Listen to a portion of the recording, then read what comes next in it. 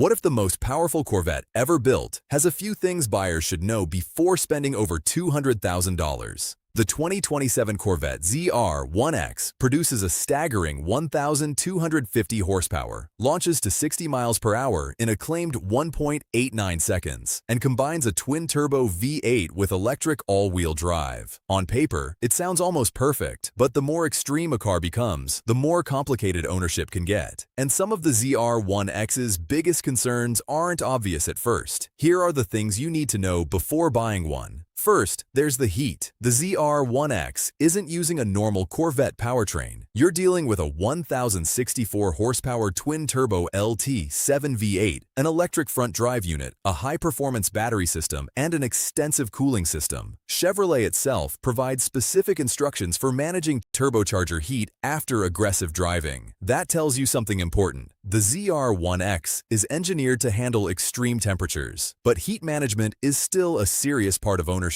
Drive it hard, shut it down immediately, and you may not be giving the system the conditions Chevrolet recommends. Then, there's the complexity. The ZR1X isn't simply a ZR1 with more horsepower. The front electric motor adds all-wheel drive and extra performance, but it also means more components and more software working together. The engine, turbochargers, electric drive, battery, regenerative braking, and dual-clutch transmission all have to communicate perfectly. That technology is what makes the ZR1X brutally fast, but it also makes the car far more complicated than a traditional V8 Corvette. Third, there's the weight. This might sound strange for a car designed around extreme performance, but the hybrid hardware adds significant mass. Testing has put the ZR1X at more than 4,100 pounds, with much of the additional weight associated with the electric drive system and battery. The result is incredible acceleration, but a different driving character compared with the lighter ZR1. If you're expecting the ZR1 to simply become even more agile, the reality is more complicated. Fourth, the tires and brakes can cost more than you expect. The ZR1X uses enormous performance hardware, including 20-inch front and 21-inch rear wheels, while extreme configurations can use Michelin Pilot Sport Cup 2R tires.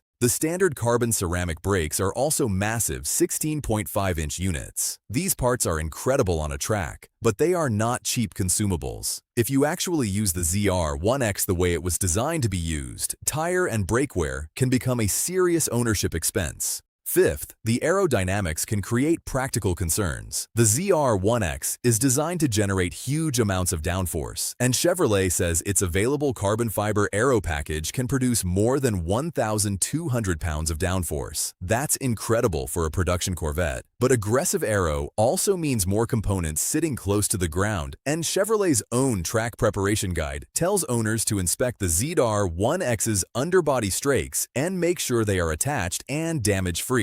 So, scraping or damaging an aero component isn't something you want to ignore.